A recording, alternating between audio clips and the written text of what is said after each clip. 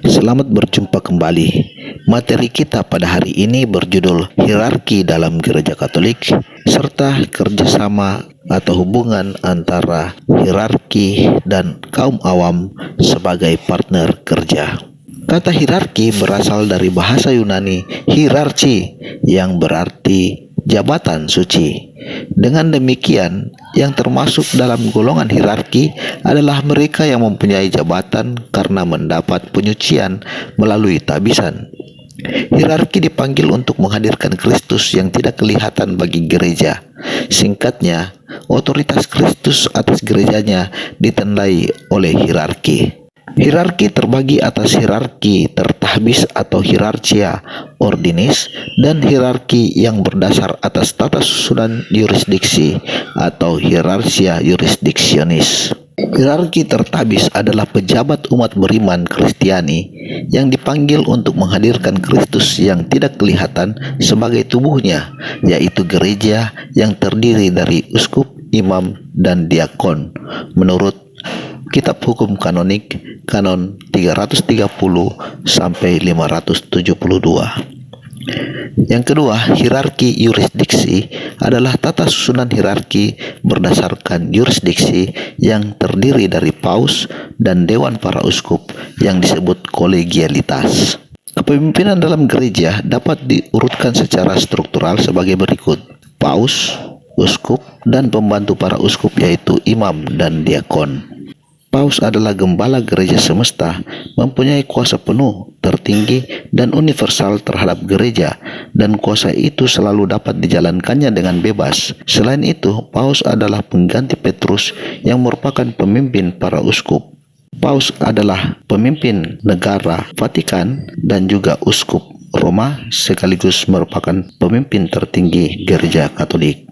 Uskup adalah orang yang bertugas mempersatukan dan mempertemukan umat. Tugas pemersatu itu selanjutnya dibagi menjadi 3 tugas khusus menurut 3 bidang kehidupan gereja, yaitu tugas pewartaan, perayaan, dan pelayanan. Tugas utama dan terpenting dari para uskup adalah pewartaan Injil. Tugas tersebut dibantu oleh para imam dan diakon. Imam adalah wakil uskup yang ditabiskan untuk mewartakan Injil dan menggembalakan umat beriman. Sedangkan diakon adalah pembantu khusus uskup di bidang materi yang ditumpangi tangan bukan untuk imamat, melainkan untuk pelayanan. Dewan para uskup, yaitu pengganti dewan para rasul, yang menjadi pimpinan gereja adalah dewan para uskup bersama dengan kepalanya, yaitu paus. Selain itu, seorang menjadi uskup karena diterima dalam dewan itu. Kardinal adalah penasihat utama paus. Ia membantu paus terutama dalam reksa harian seluruh gereja. Kardinal bukan jabatan hierarkis dan tidak termasuk dalam struktur hierarki. Para kardinal membentuk suatu dewan kardinal yang berhak memilih paus yang baru.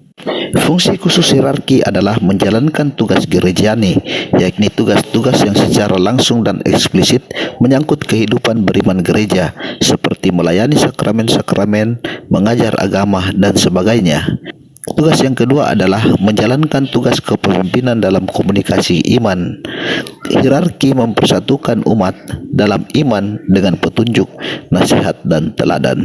Ada 3 poin penting yang menjadi corak dalam kepemimpinan gereja, yaitu kepemimpinan merupakan suatu panggilan khusus di mana campur tangan Tuhan merupakan unsur yang dominan. Kepemimpinan dalam gereja bersifat mengabdi dan melayani dalam arti semurni-murninya. Kepemimpinan hierarki berasal dari Tuhan, maka tidak dapat dihapus oleh manusia. Materi kita berikutnya adalah hubungan awam dan hierarki sebagai partner kerja. Berdasarkan Lumen Gentium artikel 31, kaum awam diartikan sebagai semua orang beriman Kristiani yang tidak termasuk golongan yang menerima tabisan suci dan status kebiarawanan yang diakui dalam gereja. Definisi awam dalam praktik dan dalam dokumen-dokumen resmi gereja dapat dibedakan menjadi: 1. Secara teologis, awam adalah warga gereja yang tidak ditahbiskan. Jadi, awam meliputi biarawan seperti suster dan bruder yang tidak menerima tabisan suci. Secara tipologis, awam adalah warga gereja yang tidak ditabiskan dan juga bukan biarawan, menurut Kitab Hukum Kanonik pasal 204 ayat 1. Peranan kaum awam dalam tugas kerasulan memiliki dua dimensi yang berbeda, yakni kerasulan internal dan kerasulan eksternal. Kerasulan internal atau kerasulan di dalam dunia adalah kerasulan membangun jemaat. Kerasulan ini lebih diperani oleh jajaran hierarki, walaupun awam dituntut pula untuk mengambil bagian di dalamnya. Kerasulan eksternal atau kerasulan tata dunia lebih diperani oleh para awam, namun harus disadari bahwa kerasulan dalam gereja bermuara pula ke dunia.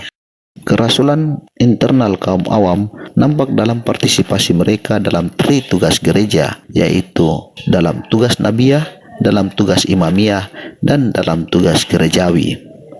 Dalam tugas nabiyah, pewartaan sabda, awam dapat mengajar agama sebagai katekis atau guru agama, memimpin pendalaman kitab suci atau pendalaman iman, dan lain sebagainya. Dalam tugas imamiyah, menguduskan, seorang awam dapat memimpin doa dalam pertemuan-pertemuan umat, memimpin kor atau nyanyian dalam ibadah, membagi komuni sebagai prodiakon, menjadi pelayan altar, dan lain sebagainya. Dalam tugas gerejawi, memimpin atau melayani, seorang awam dapat menjadi anggota dewan paroki, menjadi ketua seksi, ketua lingkungan atau wilayah, dan lain sebagainya. Hubungan antara awam dan hierarki dapat dijelaskan berdasarkan tiga konteks, yaitu gereja adalah umat Allah, setiap komponen gereja memiliki fungsi yang khas, dan kerjasama dari tiap komponen gereja. Dalam konteks gereja adalah umat Allah, Konsili Vatikan II menegaskan bahwa semua anggota umat Allah, baik hierarki, biarawan, biarawati, dan awam, memiliki martabat yang sama, dan yang berbeda hanyalah fungsinya, sehingga dapat menjamin hubungan yang wajar antara semua komponen gereja. Dalam konteks setiap komponen gereja memiliki fungsi yang khas, artinya masing-masing komponen gereja itu memiliki fungsinya sendiri. Misalnya, hierarki bertugas memimpin atau melayani dan mempersatukan seluruh umat Allah. Biarawan biarawati bertugas mengarahkan umat Allah kepada dunia yang akan datang atau eskatologis. Para awam bertugas merasul dalam tata dunia dan di bidang Ipolexosbud Hankamnas. Dalam konteks kerjasama dari tiap komponen gereja, walaupun tiap komponen gereja memiliki fungsinya masing-masing, namun untuk bidang-bidang dan kegiatan tertentu, terlebih dalam kerasulan internal gereja, yaitu membangun hidup menggereja, masih dibutuhkan partisipasi dan kerjasama dari semua komponen. Demikianlah pembelajaran kita pada hari ini. Terima kasih.